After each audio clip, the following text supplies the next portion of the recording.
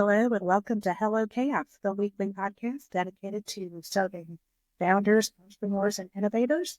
We talk to founders every week and get to hear the unvarnished viewpoints, the real, the raw, the ahas, the oh shits, moments of what it means to be a founder.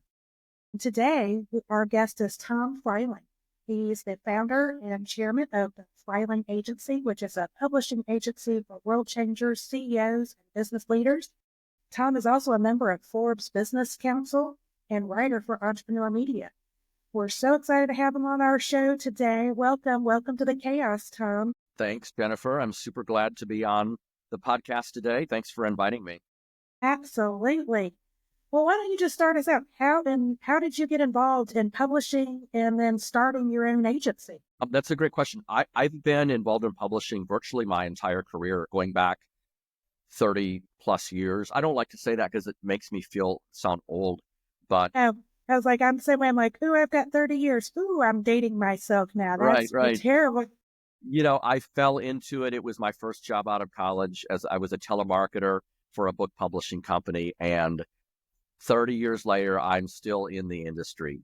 So it was not intentional, but I'm glad that I did because I've always loved what I do and I still love what I do. So, but I was not an entrepreneur initially. I probably for, 10 or so years, I worked for established publishing companies. And then around the year 2000, so almost 25 years ago, I launched my first company. I went out on my own. Kind of a long story, but it was really, I experienced a personal crisis, which forced me out of my job, my W-2 employed job. And it wasn't by choice necessarily. It forced me to leave my job and to launch something on my own. So I did that in the year 2000 and have been on my own for most of the last 25 years. I sold two companies. So in between That's that, fantastic. I had two exits. Yeah. Mm-hmm. So during that time, I did go to work for the companies that acquired my company. So I was an employee again. It was really hard to be. I was like, how did that go? Could you? Because I always ask myself, could I be an employee again? Could I do that? It's hard. Sure. It was really hard for sure. And I didn't last very long when I did that. So, it's a blessing and a curse to be an entrepreneur, right? It really is. Yes. Absolutely. So what's been the most rewarding part? The most rewarding part of being an entrepreneur. Wow. Yeah. That's a great question. It's the feeling of satisfaction of building something, of creating something that is successful. I think being an entrepreneur is a bit of an addiction, really. That's what I like to. You're kind of like a gambler, right, in Las Vegas. Yeah. And when you win, it's just such a great feeling, to know that you accomplished something. And you did it. Like you did it. Yeah. Exactly. And that's a little different than when you're working for somebody else, So, and I mean, for me personally, I've had some successes. I've had some failures too. I don't put the failures on LinkedIn, just the successes, but I've had failures. Right. Yeah. Well, I think we all have, right? I mean, yeah. I can tell you, I told somebody, I was like, a founder that we talked to on the show, she was like, well, I fell forward. And I said, I used to think that like failure is just part of the path. It's part of our journey. But I kind of have stopped saying fail forward or even just failures. I'm just calling them lessons learned. Like I don't even, because they're not. You learn from them. Yeah. So I'm like, I don't even want to put that in my vernacular anymore. It is just lessons. It's very true. That's a great way to look at it. You have to, and you do learn from those things. And that's right. I can honestly say that a couple of my biggest mistakes resulted in things that were very positive for me in terms of my personal development and in terms of my, entrepreneurial journeys. Yeah. I would say like years later, you look back at some of those mistakes or alleged failures and you're grateful for them. Yeah. But when you're in the middle of it, you're not grateful for it. It hurts. Right. It's painful. Yeah.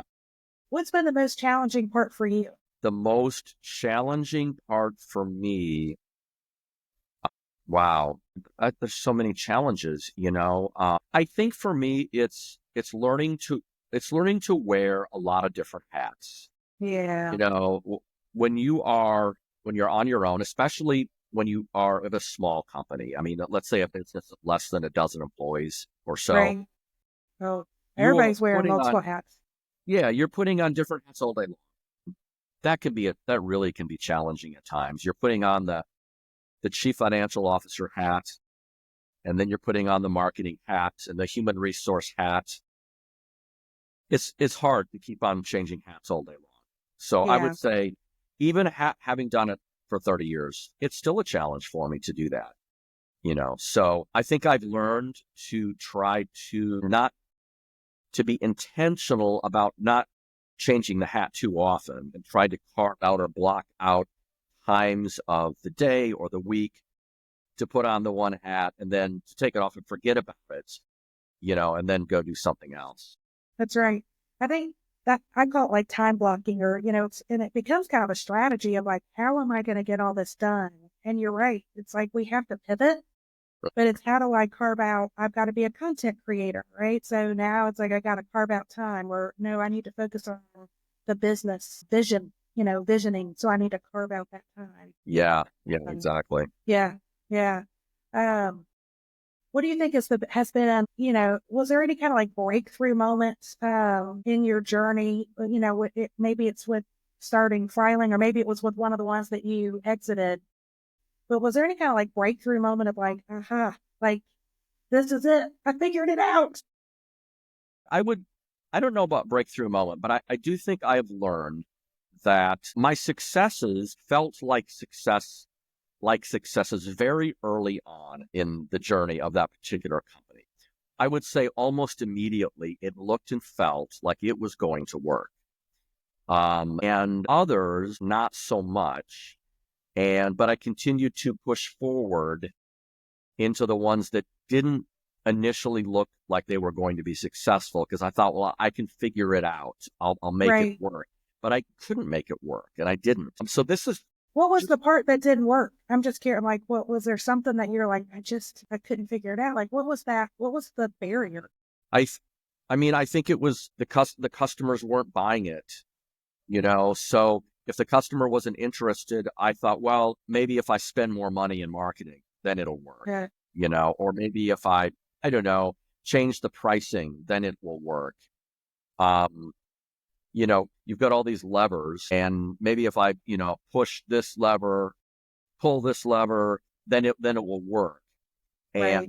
And I don't know, but I think for some entrepreneurs that does work for them, because I've heard stories of people that just continue to push and push and push, and eventually it works. Right. Maybe I'm not patient enough, but my biggest successes, I would say, just a very short time into it, I looked at it and at everything, and I thought, hey, this is going to work. Like, Yeah. The customer is genuinely interested; they're buying it immediately. So I don't know if that makes sense or not. It does. It's like you finally go, all right, I've either, I have clarity of message, like my offer, the value proposition, and there's somebody that wants it. So I'm solving a problem. I've clarified what that is, and and talked about the value they receive, and they're connecting with it, which is like, Yeah. brand. You kind of develop that brand story. That's awesome. I read a story once about the founders of Uber, and I don't know what their names are. And the story goes, they started in San Francisco with just a few cars. I think it was like 3 cars. And Yeah. it was just a few weeks in, and they knew they had something. It was like, hey, this is going to work. Right. Then, of course, it was a matter of scaling, which is a huge job, and you can succeed or fail at that. But they knew that the core idea was going to work. So I guess that's what I'm saying, is there have been a few occasions where I knew that the core idea was going to work. Then it was a matter of scaling and building, and that's huge. That's a huge job. That is But there's huge. a couple Yeah. other times where the core idea, and I should have noticed it sooner than I did, but I kept on pushing and pushing, hoping that somehow I could get that core idea to work. Right. Yeah. So, we all kind of learn about ourselves through this journey, kind of that self-exploration, self-awareness, all that. Is there anything that, as you've gone through this, that really surprised you about yourself that you're Mm. like, that's a about me. Wow. Well, I do think it's very important to be self-aware as a business owner. It's really important. If you're not self-aware, this can be a uphill battle every day. And I guess I've learned to be more self-aware. Man, that's such a great question. I've I don't know if this answers your question directly, but I learned that I was an impatient person. And I think that's a good and a bad thing, a blessing and a curse as an entrepreneur. But I have learned that it is important to be patient, more patient than I normally would be at times with things, Yes. whether With it's people. people, whatever it is. So I have learned, to be more patient and with myself as well. I wake up in the morning and I have a grand idea of what I'm going to do that day. And I'm excited, wide eyed, and I'm going to accomplish, you know, 10 things or 100 things. By the end of the day, I'm worn down and frustrated because I haven't gotten half of them. Yeah. And then I start the same thing every morning. I feel like this is my routine. Right. So and then the frustration would build up in me over time. But I learned to be more patient. Yeah. I've learned to be more of a plotter, to plot That's a good, through. yeah, that's a good term. Yeah. I can totally relate to that. I think, in working in the corporate, when it's not your company, you're like, you just kind of plow through. But yeah, you have to be, not everything kind of works out. Again, you're wearing multiple hats, you pivot constantly during the day. It's like, if I can at least get one or two things done that I had set out for Yeah. the day, and then like, I just learned, hey, I got one thing off my that I Mhm. thought I was going to work on. But yeah, like patience, definitely, definitely more patient. But what do you think is the biggest myth out there of being a founder, being a business owner? That you're like, that is such a myth. I'm gonna bust that right now. That you were like There's a so lot of it. disappointed of everyone said these things. They need. There's so many myths. In some ways, it's all one giant myth. Uh, I don't know. There's so many. Maybe that you have more freedom because in some ways, yes. In some ways, not at all. When you own a business, you are on 24/7, 365 days a year. There is no escaping the business. Right, right. I remember distinctly, this was many years ago and had about maybe 40 employees at the time. And it was Black Friday. And somehow payroll got messed up and nobody got paid. This is on Black Friday. And I remember going into that Yeah, weekend thinking, this is going to be nice. I get 4 days. that's an oh shit moment right there. Yeah. Uh-huh. And I couldn't believe it was happening to me. So I spent the better part of Friday morning working all this out, talking to employees, etc., talking to the payroll company. And I really lost the day after Thanksgiving. I lost my own Black Friday. Yeah, So that's just an example of, you don't, in many ways, you're not free that then. Now, in some ways you are, you can choose your own schedule more so. You can certainly do things that an employee might not be able to do. right. You could choose like who you work with, like especially you could choose the Yeah. people you want to help publish. Yeah, you can make more choices. That is definitely Yeah, yeah. Uh, so that's a good thing. yeah. Um, so, as you've kind of done your self awareness and discovery on yourself, what's something that you really like about yourself that you wish other people recognized more? Well, that's a great question. Something I like about myself that I Yeah. wish other people, wow. Or maybe there's a myth that people have about you. You're like, Right. oh, I am not that type of person. Well, I'm a quiet, people typically think I'm probably a quiet, reserved sort of guy, but I'm kind of a goofball actually. So I'm not there's a creative side of me and a goofy side of me that people don't often see, I would say. Yeah. I'm not as serious as I look. Okay. Most of the time. So, and I like helping people too. I genuinely do like helping out, other people when I can. So yeah. Playful and giving, right? Maybe those are two good words. Yeah. There you go. There you go. Okay, so I have a question for you. Like, if you had no fears, what would you be doing? Would you be doing exactly what you're doing now, or would you be doing something else? If I had no fears. No fears, no worry about do I have enough money, or, I need to take care of, family and whatever, like no fears of anything, no barriers. Would you be doing exactly what you're doing, or is there something else you'd be? I don't know that I would not be doing exactly what I'm doing. I would like to start something that grew to be much bigger than anything I have. So, and I know that typically entails finding investors, Right. investment, working with banks. Everything I've done has been bootstrap. I've never taken on an investor.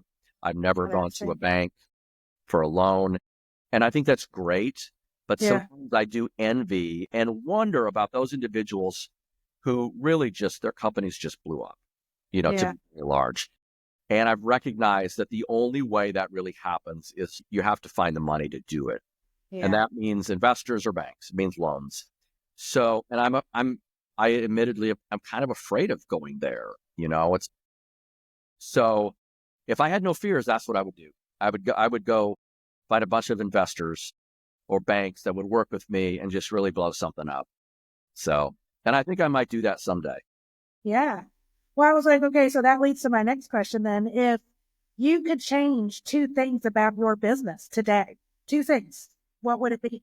I mean, I would like it to be bigger, Yeah. but I don't know if that's a good answer or not. I'd like it to be bigger. I don't know. Wow, that's a great question. These questions are so enlightening for me. That's going to help me think about next year and my That's goals right. for 2025. We're going to manifest on this There episode we right go. now. Right, exactly. Well, here's what it would be. I have learned that growing a business, it's all about finding your customers. And it's a numbers game. Right. You got to have a lead generation. And if you don't have the leads, you're not going to have the customers. Right. So, and I have learned this, I would say, especially over the last few years since COVID, lead generation is super important. And so I'm really working on that. And because I've recognized if I have more better leads, my business will naturally grow. I've been publishing books for 30 years. I know how to do it. That's not my problem. I was going to ask you, like, how do you find the authors that you want to help publish? Mhm. Is that's, I mean, how, is that what you're like, how do you seek them? Do you go and pitch to go, hey, I think you have a cool story. Let me help you. Or is it more like you're trying to get people who have, hey, I've got an idea. I've got a book. Maybe I've written something. I need someone to help me publish it. Does it work both ways, or is one your target Well, better than the other? some of it is word of mouth because I've been doing it for a long time. So Yeah. people just naturally seek me out. I'm very active on social media, particularly LinkedIn. Yeah. I'm very I aggressive. follow you. I Yeah. post It's I post great. every day. I interact with a lot of people. That has been a gold mine for me. It truly has been. So I would say that's been my secret sauce. I discovered it during COVID when all of a sudden everybody was on LinkedIn because everybody was at their house working. So yeah, and their boss wasn't looking over their shoulder, so they were sitting on LinkedIn all day. So I learned that it was a great place to find high quality individuals, and it allows you to learn about the individual before you talk to them. So you can, really see who they are and what their experiences and backgrounds are and stuff. So that has helped me immensely. That is where I find most of my authors. Yeah. Fascinating. So, well, here's another manifestation question for you, Tom. If we met a year from now, and we go meet and celebrate over coffee or cocktails, whatever, what would we be celebrating 1 year from now? What would we be celebrating 1 year from now? I am launching 3 new initiatives in January. So we would be Okay. celebrating Ambitious. some measure of success for those 3, at least for one of them. Let's put it that way. So, yeah. Can you share what they are? This is like, no, that's my competitive advantage. I'm not going to share that. But is Or there no, anything I'm happy to specific? share it. And I actually don't believe I never hold back. I never worry about competitors. I have and never will. There's Burger King, McDonald's, and how many Wendy's, right? There's right. in every industry, there's many, many, many competitors. So I never worry about that. I know. I'm so glad you say that too, because when I talk to other founders and, you and these and people, I don't share, I'm like, why? You've done your business right and brand. You bring something to the table that nobody else can provide. Yeah, It should be able to be exactly. copied. But it's also, we're all in it together too, of let's build the category. Because sometimes it's like people don't even know some of this category or, industries even exist. So it's like, it just helps us all elevate Exactly. Well, and we're collaborate. launching a direct to consumer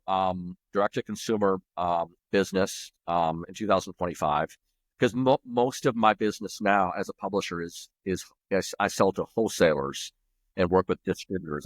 I have done some direct to consumer work over the last couple of years. Have learned that e-commerce essentially. That's number one. Number two, we acquired a small company recently called Dentasaurus. And Dentasaurus is a custom children's book publisher for pediatric dental practices. Oh, Dentasaurus that's essentially, a niche. That's fantastic. yeah, Yeah. that's a niche, all right. So it's a customized book that the pediatric dental practices give to the children when they come into the practice. An old company. It's about 30 years old, but it was small. So we're going to reinvent that and relaunch that next year. So that's number two. Okay. What's the third one? What what is the third one? The third one I haven't completely worked out in my mind. It's an extension of what we do right now. So Okay. which is helping authors publish their books. Essentially, I want to provide a more upscale, high quality experience for authors. So that's So like a nice little like green room experience for your authors. So yeah, something like that. And I want to compete. I want to compete more with the big publishers, the Random Houses of the world, and the HarperCollins. And our books are, I feel like I'm biased, but they're high quality books and we get good distribution. But I want to go head to head with some of our books with the large publishers. So yeah, that's number Oh, three. that's all right. So we're going to be a direct to consumer, a little DTC program, get you out there.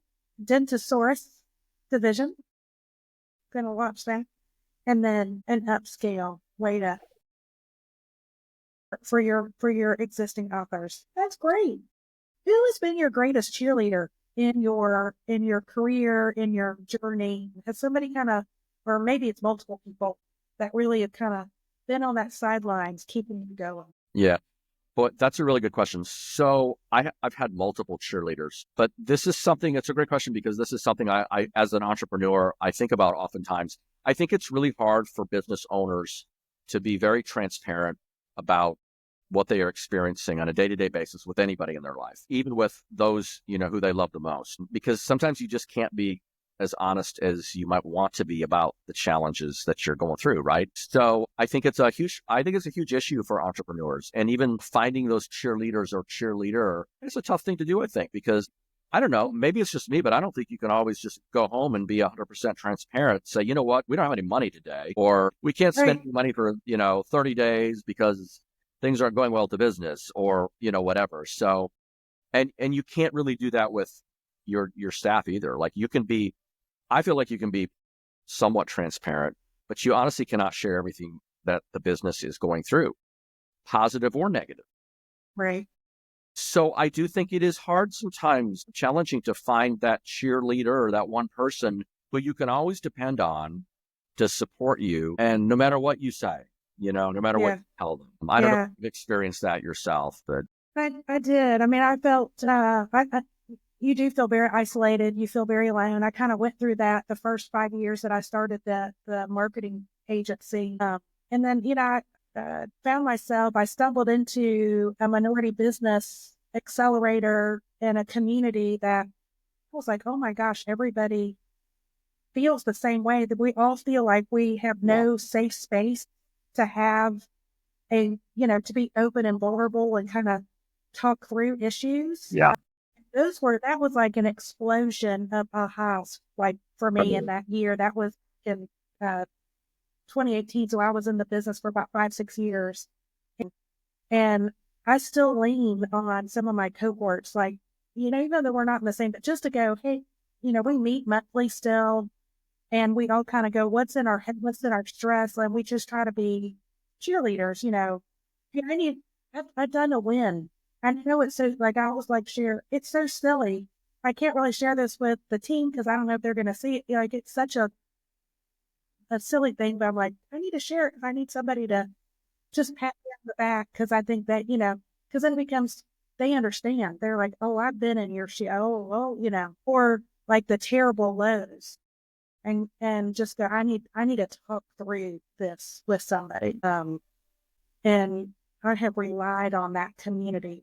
And it's one of the reasons I started Orange Whip, the media company, and Hello Chaos was really getting these thoughts, the normalization of, yeah, it's kind of scary being out there. We need cheerleaders. We need a community. And how do we build a more connected community? Because we all have very much shared experiences, similar themes of challenges. Our journeys might be unique, but the themes repeat itself. And then, so how do we find, because we all need a safe space to really be vulnerable and get and then even if someone's just listening, because sometimes we can work it through, our own self, but we got to get it out. It's just, it's terrible to hold it in. Yes, it is. That is So definitely. I'll be your cheerleader, Tom. There I'll you be go. your sideline. All right. I found one. I agree. I think it's really important to find a group like you have. And I have been involved in a couple of groups over the years. I'm not right now. Yeah. So CEOs or business owners, that is really valuable. I'm a person of faith, and I've learned to lean on that as well. So I do encourage Anyway, people to explore spirituality as well. It doesn't get discussed as much as it should because I think, and sometimes for good reasons, because we have to respect each other's faith, their faith origin, and where they align spiritually. But I would say for me personally, if I didn't have that, I'd be in trouble. So I think those occasions that have been the most difficult for me, I have turned to my faith and found the most support. So I will say that as well. And I encourage everybody to, don't ignore that. that's right. It can be a very important part of who we are in our makeup. That's right. I think if you ignore it, you're probably being foolish. So That's right. I totally agree. I think I doubled down in my spiritual and kind of went and explored much deeper um, through my journey. So I totally agree. And we hear that. That's a repeated kind of theme that we've discovered over the interviews that we've done over the last couple of years. I think it's commonalities among founders that's in very business. interesting. Well, yeah, Yeah. being an entrepreneur will drive you to your knees for sure. So if It's anything does, it's that. Well, you've been in it, done this for now almost 30 years. What is there a piece of advice that you've received from other business leaders that you've come in your life, or another founder that you really took to heart that you want to share to other founders and entrepreneurs, or just things that, like, no, these are some of the lessons I've learned. This is Tom advice. Right. Right. There are so many, frankly. Somebody told me a long time ago, you got to go with what you know. And it sounds like really basic, but I've leaned on that. I think you need to lean into what it is that you know and understand the best and spend your time and energies there. I'm a big believer in working on your strengths, not your weaknesses, and really leaning to your strengths. And, you might take that too far at times, but I try to ignore my weaknesses and just lean into the strengths as much as I can. So I think I'm good at looking around the next corner. I'm not a good long-term planner. I think I'm a great short-term planner, very short-term. I'm really good at looking around the next corner and making decisions. That's how I make my decisions, basically, is continually looking at next. Yeah. Yeah. I'm not good at the long term. And for a while, I tried to work at that, and then I gave up on it because that's not where I found my success. I found my success, another ways. Right. Another piece of advice the same gentleman gave me. His name is John Mason. He's a best-selling author. He always told me to be an original not a copy. Be yourself. Yeah. And those times when I tried to be somebody else, it didn't work for me as well. So I try to be myself and like Be myself. authentic. Yeah. That's right. Well, they call it part of the law of attraction. I don't know if you've heard this. It's like we all vibe a certain energy, and the more authentic we are, I mean, we talk about a lot of brands and branding. The more authentic a brand is, the consumer, the target, the audience can feel if that brand is fake or not. Well, that's the same with people in our own personal brands, that the more authentic we are, we kind of vibe out. It is like, you know, thousands times more energetic that you can emote and emit. And so that's how you attract others into your orbit, is by being the most authentic and the most genuine you can be. People can feel it. I agree. I agree 100%. With the world of AI coming in, you can still smell the artificialness. Yeah. Yes, for sure.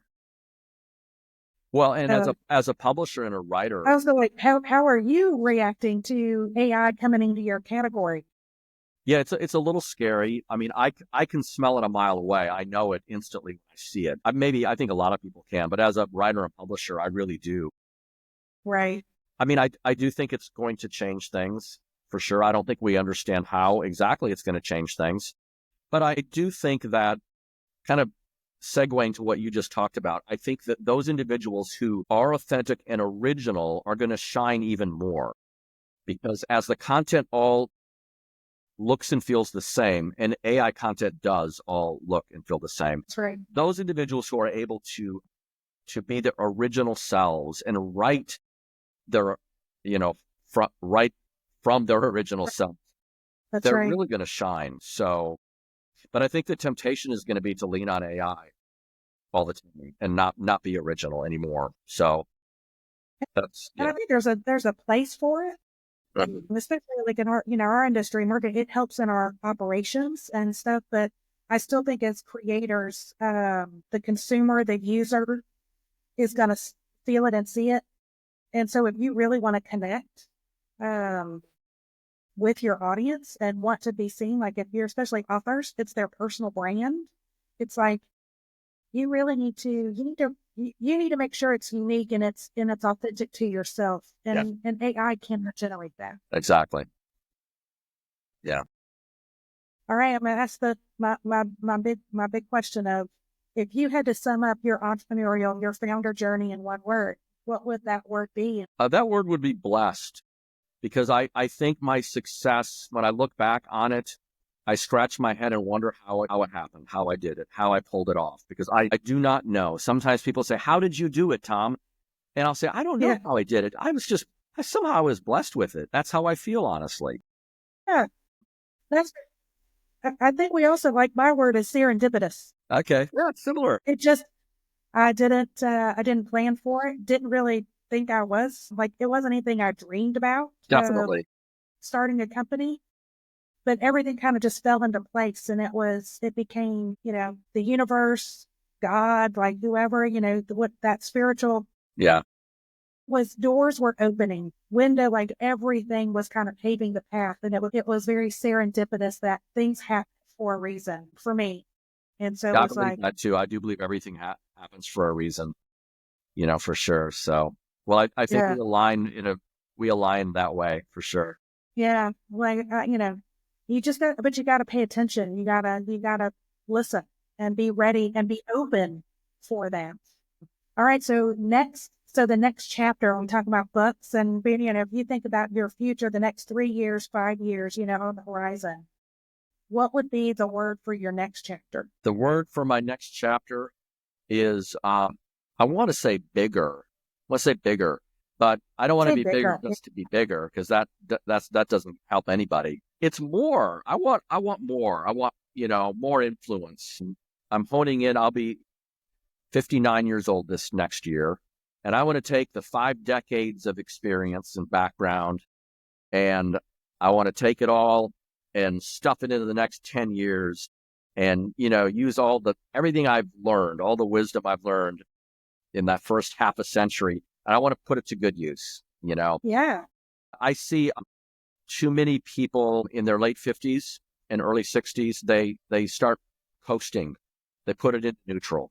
And I think it's the worst time to do that, because I think by the time you got to that point in your life, you're smarter than you've ever been. There's so much And wisdom you've that's a learned good over the point. years. So it's time to Yes. put your foot on the gas pedal Right. at that age and really make it happen, That's because right. otherwise you're taking all that wisdom and you're just wasting it. So Well, and it's a gift. I mean, when I look at like all that wisdom, but we're in things for a reason. God's given us these gifts and these purpose. yeah, Why wouldn't you share it? Like, and then part of that is you must share those gifts with others. yeah, So yeah, if you just coast and you're just like, become selfish with that wisdom, and your gifts, you're not really leaning into your purpose and impact. So that is a great point. Oh my goodness. I'm like, I love how these conversations go. They go so, they fly by, and I've enjoyed having the conversation. Before we go, how do you want people to connect with you, learn more about you? Or if you have any offers to share, this is the time. yeah. I Tell don't our have any listeners. offers per se, but what I do is I help authors write and publish books. Whether or not you are a writer or not, I'm a ghostwriter as well. So if any of your listeners are interested in exploring that journey, then I'd love to talk to them. The website is freilingagency.com, and Freiling is Freiling, freilingagency.com, or just Google my name. You'll find the website, pretty easily that way as well. So yeah, I talk to anyone and everyone who is thinking about, has thought about, or who has already written a book. Perfect. Well, we will tag everything and share the links. I appreciate you hanging out with us today. It's been fun. It's been Thank you, fun. Jennifer. I've loved the time. Thank you. I love it. For everyone listening or watching us, thank you for joining in. This podcast episodes are always published on Sundays. So find us on Apple, find us on Spotify, whatever, but give us a 5-star review, like and share us, help us grow and build a more connected entrepreneurial community. And Hello Chaos is one of the many resources brought to you by Orange Whip. That is Orange Whip, WIP for Work in Progress. Orange Whip is a multimedia company dedicated to serving founders and entrepreneurs in affiliate cities. Bright Marketing is the content studio for Orange Whip, and our team is great. We love the synergies between the marketing team and our editorial and content team. Just an email to join our community. Orange Whip is a one-stop content hub just for founders, delivered in an innovative digital zine. We are in 3 South Carolina cities today, looking to expand to other cities in the coming years. Every city needs an Orange Whip. If you'd like to be a guest on our podcast or support us, please send us an email to hello@orangewhip.com. Thank you for tuning in to Hello Chaos. It is where aha meets ocean, and we will see you again next week. Thanks, y'all.